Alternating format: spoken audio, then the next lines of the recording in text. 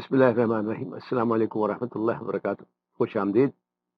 میں ہوں ڈاکٹر جیلانی اور آپ دیکھ رہے ہیں یوٹیوب چینل۔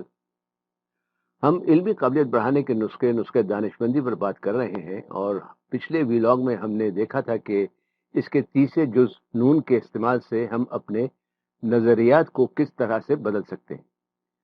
آج ہم تجزیہ کریں گے اس کے چوتھے جز شین کا۔ شین سے بنتا ہے شعور، شعوری کیفیت یا حالت۔ آپ کو یاد ہوگا کہ ہم نے علمی قابلیت بڑھانے کے پہلے ویلاگ میں لاشعوری ناقابلیت سے لاشعوری قابلیت تک کے مراحل پر بات کی تھی۔ یہاں سوال یہ پیدا ہوتا ہے کہ کسی مشکل چیز کو سمجھنے کے لیے یا کسی مسئلے کا حل تلاش کرنے کے لیے ہم کیا طریقہ استعمال کرتے ہیں۔ تو اس کا جواب ہے کہ ہم اس پر غور و خوض کرتے ہیں، اس پر سوچ و فکر کر کے اس کا تجزیہ کرنے کی کوشش کرتے ہیں۔ اس سوچ و فکر کا تعلق دراصل ہماری شعوری کیفیات پر ہے۔ یوں تو شعوری حالتوں کی کئی اقسام بیان کی جاتی ہیں، لیکن نیورو سائنسز کے ماہرین سوچنے اور سمجھنے کے لحاظ سے اس کی دو بنیادی کیفیات بیان کرتے ہیں، شعوری اور نیم شعوری۔ ان کا کہنا ہے کہ ہم ایک وقت میں ایک ہی کیفیت میں رہ سکتے ہیں۔ شعوری کیفیت سے تو ہم سب واقف ہیں، کیونکہ زیادہ تر مسائل ہم شعوری کیفیت میں رہتے ہوئے ہی حل کرنے کی کوشش کرتے ہیں یا سمجھنے کی کوشش کرتے ہیں۔ یہ وہ کیفیت ہے جس میں ارتکاز توجہ کے ساتھ بات کو سمجھنے کی کوشش کی جاتی ہے۔ شعوری کیفیت میں جو نقشہ ہمارے دماغ میں پہلے سے بنا ہوتا ہے، ہم اسی نقشے کے مطابق سوچتے اور عمل کرتے ہیں۔ چونکہ ہمیں اس کی عادت ہوتی ہے، اس لیے اس کیفیت میں سوچنا ہمارے لیے آسان ہے۔ ہماری سوچ ایک ہی دائرے کے گرد گھومتی رہتی ہے۔ لیکن اگر کوئی نیا مسئلہ یا نئی مشکل سامنے آ جائے اور ہم اپنے پہلے سے بنے ہوئے نقشے کے مطابق اسے سمجھنے کی کوشش کرتے رہیں تو اس کا سمجھ میں آنا مشکل ہو جاتا ہے۔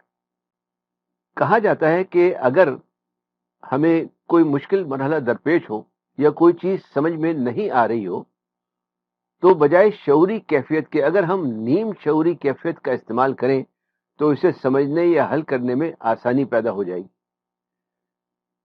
نیم شعوری کیفیت کے استعمال سے بہت کم لوگ واقف ہیں۔ اس میں دماغی خلیے ایک پرسکون حالت میں ہوتے ہیں۔ اس میں مسئلے کو ایک بڑے پردے پر دیکھنے کی کوشش کی جاتی ہے۔ اس میں ہم دماغ میں نئے راستے یا نقشے بنانے کی کوشش کرتے ہیں۔ نیم شعوری کیفیت میں ضروری نہیں کہ مسئلے کا حل ہو جائے یا مسئلہ سمجھ میں آ جائے، لیکن اس میں مسئلے کے حل کی طرف ایک راہ ہموار ہونی شروع ہو جاتی ہے۔ اس کو اس طرح بھی سمجھا جا سکتا ہے کہ نیم شعوری کیفیت جاگنے اور سونے کے درمیان کی کیفیت ہے، جس میں نہ تو ہم پوری طرح سے سو رہے ہوتے ہیں، نہ ہم پوری طرح سے جاگ رہے ہوتے ہیں۔ اب دیکھنا یہ ہے کہ ان کیفیت کا استعمال کیسے کیا جا سکتا ہے۔ تو یہاں ہم چند مثالوں سے اسے سمجھانے کی کوشش کرتے ہیں۔ پہلی مثال ہے 20ویں صدی کے ایک مشہور مصور کی، جس کا نام تھا سلواڈور ڈالی۔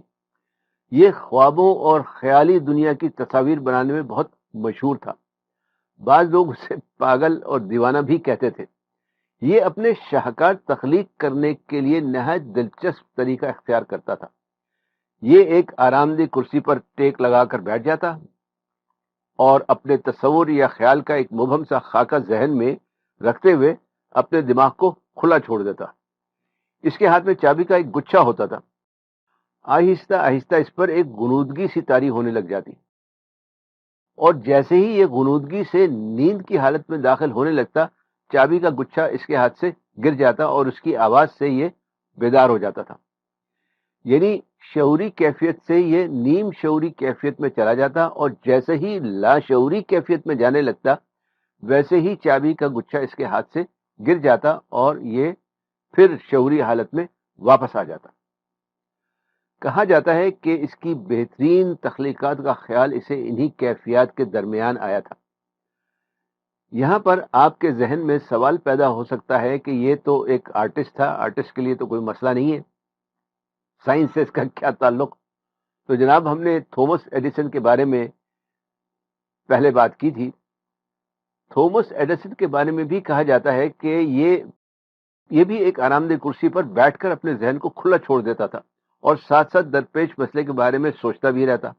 یہ اپنے ہاتھ میں ایک بال بیئرنگ رکھتا تھا.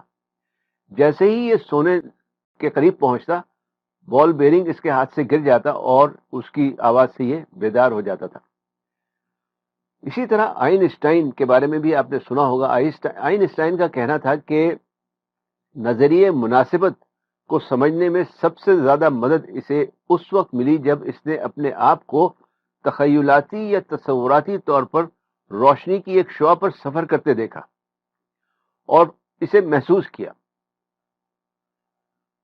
آپ نے علامہ اقبال علیہ رحمہ کی یہ تصویر بھی کئی دفعہ دیکھی ہوگی، بہت مشہور تصویر ہے. ہمارے خیال میں علامہ کی یہ تصویر اسی نیم شعوری کیفیت کی عکاسی کر رہی ہے جس کا ہم ذکر کر رہے ہیں. امید ہے کہ ان مثالوں سے شعور کی ان دونوں کیفیات کو سمجھنے میں کافی مدد ملی ہوگی. حاصل بحث یہ ہے کہ کسی مشکل مسئلے کا حل تلاش کرنے کے لیے ہمیں اپنے شعور کی دونوں کیفیات کا استعمال کرنا چاہیے، اور اس کے لیے جس طرح ہم جسمانی پٹھوں کو مضبوط کرنے کے لیے وزن اٹھانے کی ورزش کرتے ہیں اور آہستہ آہستہ وزن بھی بڑھاتے جاتے ہیں، اسی طرح سے ہمیں اپنے دماغ میں نئے نئے راستے بنانے کے لیے شعوری کیفیت سے نیم شعوری اور نیم شعوری سے واپس شعوری کیفیات میں داخل ہونے کی بھی مشق کرنا چاہیے یا مشق کرتے رہنا چاہیے. جتنا زیادہ مشق کریں گے اتنا زیادہ ہی ہماری صلاحیتوں میں اضافہ ہوتا جائے گا اور اسی لحاظ سے ہماری علمی قابلیت میں بھی. ان کیفیات کا پڑھنے اور سمجھنے کے عمل سے تعلق کا نظریہ جو ہے وہ امریکہ کی آکلینڈ اور میک ماسٹر یونیورسٹی کی شعبہ انجینئرنگ کی ایک پروفیسر ہیں باربرا اوکلی، یہ ان کا ہے. ڈالی اور ایڈیسن کی مثال ہم نے انہی کی زبانی سنی تھی. تو جناب یہ تھا نسخہ دانشمندی کے چوتھے جز شین سے شعور کے استعمال کا طریقہ. مجھے اجازت دیجیے، انشاءاللہ اگلی ویڈیو میں تجزیہ کریں گے اس کے 5ویں جز میم کا. اگر آپ شخصی ترقی و کامیابی کے ایسے نسخے اور طریقے سیکھنا چاہتے ہیں جو نہ تو کسی اسکول میں سکھائے جاتے ہیں نہ ہی پڑھائے جاتے ہیں، تو اس چینل کو سبسکرائب کر کے بیل آئیکن پر کلک کر دیں. ویڈیو پسند آئی ہو تو لائک کرنا اور شیئر کرنا نہ بھولیں. اپنا اور دوسروں کا خیال رکھیں. مجھے اپنی دعا میں یاد رکھیں. والسلام علیکم ورحمۃ اللہ وبرکاتہ.